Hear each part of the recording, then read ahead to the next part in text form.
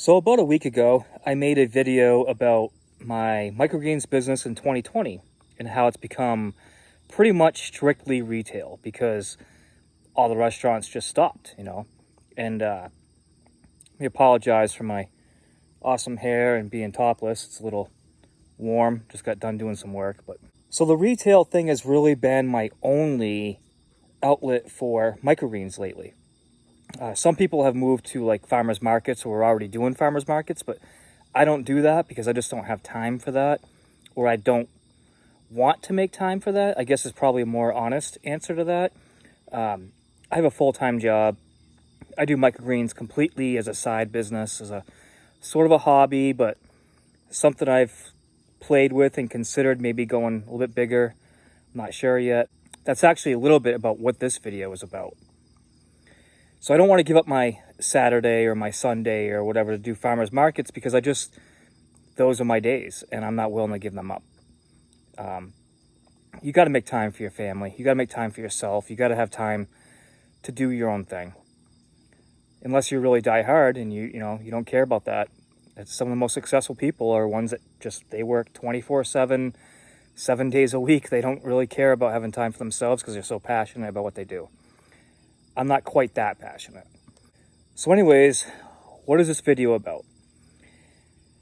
Well, when I made that video about my microgreens business in 2020 and I talked about retail, I had actually been away on vacation for like 4 or 5 days, a few days before that. And I let my retailer know that I'm going to be away for a little while. So, don't expect delivery next week. It's going to be, 2 weeks before I get back because I didn't want to plant stuff and have to worry about it getting taken care of while I was gone. So I went to the retailer and I went with quite a bit of stuff because I knew they'd be out of pretty much everything, or whatever they had would have been, gone bad by then. And I brought, I think it was 29 packages. 29 2-ounce packages, and I expected that most of that is going to be just replacing what's on the shelf. And what I was shocked about though was that almost nothing had sold in like 2 weeks. It was like nothing sold hardly at all. I walked out of there, instead of making money, I walked out of there owing them 6 packages on my next delivery, which will be tomorrow. And I want to tell you that because I want you to know that things happen. And luckily for me, it's not an income that I'm relying on because, like I said, I do have a full-time job and this is kind of more of a hobby. But if this was like some money I was relying on, that would be a problem. And you'd probably want to figure out what's going on. And I do want to figure that out. So I had a suggestion from one of you in the comments about making a survey and putting a link to the survey on the label so that I can figure out, like, are you a regular buyer? Are you somebody who, like, a repeat buyer? Do you buy and then buy again? Is this your first time buying? What do you think of the quality? Did you think there was an issue with the quality? Do you think the quality was, top notch? Was the price too high? Was the price too low? No one's going to tell you the price is too low, but you know what I mean? What do they think about the price? And I think that's a great idea, and I might do that. And I told the person who commented about that's something I might do. Makes a lot of sense. But I also had a comment from another person who has become, I don't know if friend is the right word, but he's a frequent commenter for many years. And his name's Adam Federer, I think, out of Cape Cod. He has a microgreens business. He's been doing it for a long time. And we've talked quite a bit back and forth over, the past 2 or 3 years. Nice guy. And he said, you really should get into selling to distributors. That he was doing what I'm doing right now, and he never really did that well, just selling direct. And selling direct not meaning retail. He means going to restaurants. So I've had that problem too, and I've explained that on the channel about how you go to a restaurant, they want your product, they love it, but for some reason, it's like they don't want to deal with you. Like, they're happy to take your free samples. They love your product, but I think they have a routine where they have a truck that shows up and delivers all their product, maybe 2 or 3 trucks, but not just a one guy selling to you. And I've always kind of felt a little bit like when I deliver to a restaurant that they love the product, but in a way, I've always felt a little bit like they're doing me a favor. Is in, like, they want to help me get started. And that selling to them that way isn't really the end goal for what I should be doing. And so when Adam made that comment about he wasn't making any money selling direct, and he was selling like $1,000 a week going through distributors, it really got me thinking about it again, because I've thought about it in the past. But if I'm going to sell through a distributor, things have to change a little bit. And that's kind of one of the reasons I haven't done it, is, as you've seen in my video, I grow out of my home, and I also grow out of my Microgreens palace. And I'm following all the best practices, or the good agricultural practices, which is GAP. And if you're going to be selling through a distributor, you need to be GAP certified in general. Maybe they're not all like that, but it's a good idea anyways. And I've just never felt like I had a permanent location to just build the business out of, where I can be sure, like, at any time if somebody dropped in, there's not going to be any citations. There's not going to be anything like, the floor wasn't swept that day, or just, there's a million little things that could fall under that. So I'm thinking about maybe stepping up. My uncle passed, not this past winter, but the winter previous, and he shared a piece of property with me, and my parents live next door.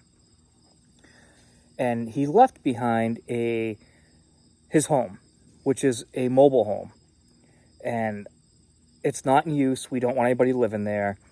And what I'm thinking about doing is actually going in there and gutting it and making my actual business in there.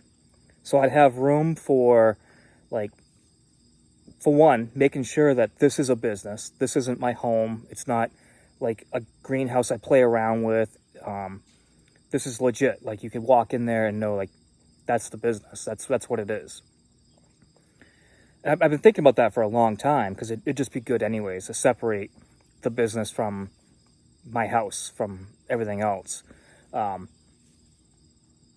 I've also had a bunch of people ask to, like, come visit my farm, and I'm like, well, you don't understand. My farm is like a couple racks in a room in my office in my house, or it's one little tiny greenhouse out in my yard. Like, I don't really want visitors like just coming and hanging out, checking out my house, my land, it's not what I'm really up for doing. But if I had it all in this one consolidated area, there's a couple things I can do.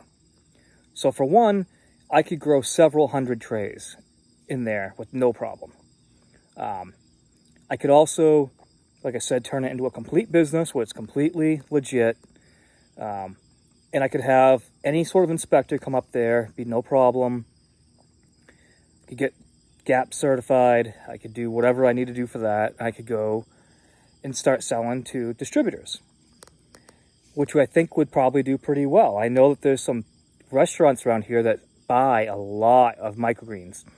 And when I've tried working with them, they're just not interested in working with me, even though they do love my product and they take the free samples, no problem. But I know they're using a lot of microgreens. So I'm considering doing that. I know that there's no big microgreens growers within probably 50 miles of me that I know of.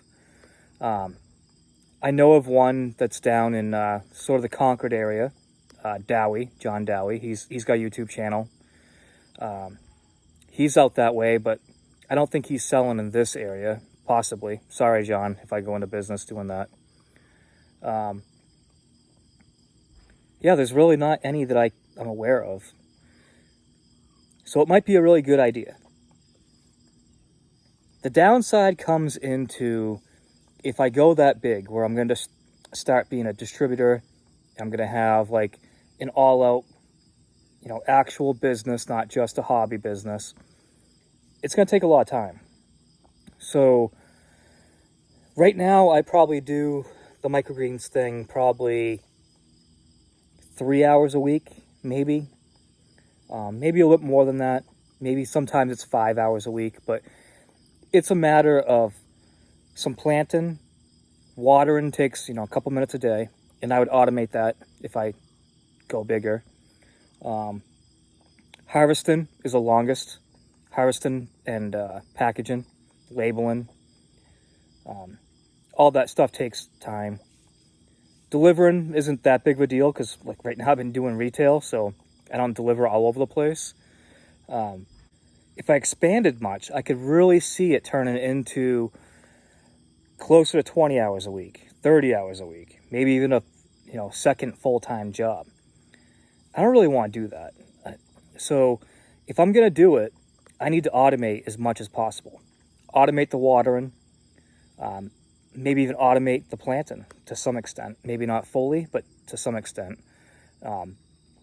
More automation or some automation for harvesting and packaging, and just making sure I always have my labels printed. Not that I have to print them at the moment that I realize I ran out of labels for a specific thing. So if I'm going to do it, I want to do it right, and I'm going to completely make sure that it takes as little time of mine as possible to do. Once again, this video has been a complete ramble. It's unscripted. I hope you guys don't mind that. For some reason, my ramble videos usually perform better than my planned videos, even though none of my videos are scripted, but I usually have a pretty good plan. I was just sitting here in my chair, thought I should talk about what I'm thinking about, which is going to wholesale. And I'm curious how many of my viewers have done that. For some reason, it's not something I come across very often when you watch videos of other microgreens growers, people that are much bigger than me, who are selling, their $1,000 a week out of their basement, whatever it is they tell you they're making. They always talk about that they're making the deliveries themselves to restaurants. I never really hear about people talking about going through distributors. But I do believe that if Adam says he's doing that, and I'm sure it's working really well. And it's something I have thought about many times in the past, and maybe it's time to consider that. It's about the middle of August right now, and I actually feel like starting this business will be better mid-fall. Or not the business, I already have the business, but expanding the way I want to go with distribution of wholesale product. I've got a lot going on. It's warm out. It's been too hot out lately to do much, but I do have a lot of projects, a whole lot of projects.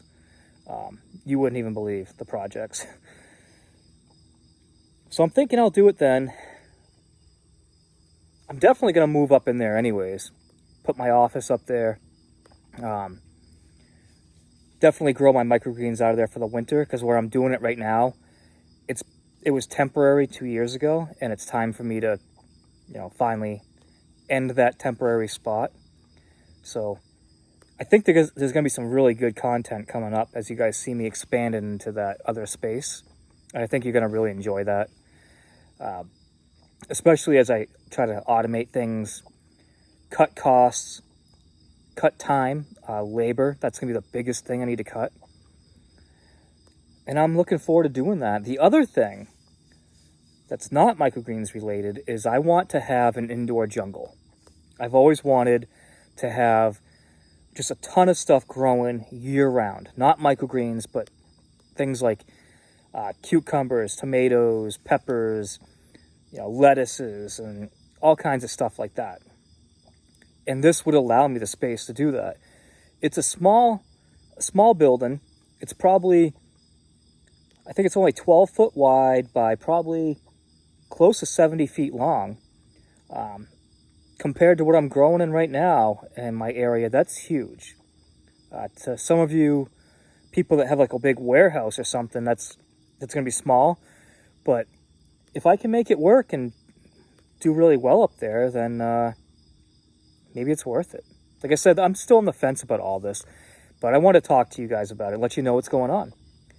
I'm delivering again tomorrow to my retailer, and if you're interested in knowing how that went, did stuff actually sell this week?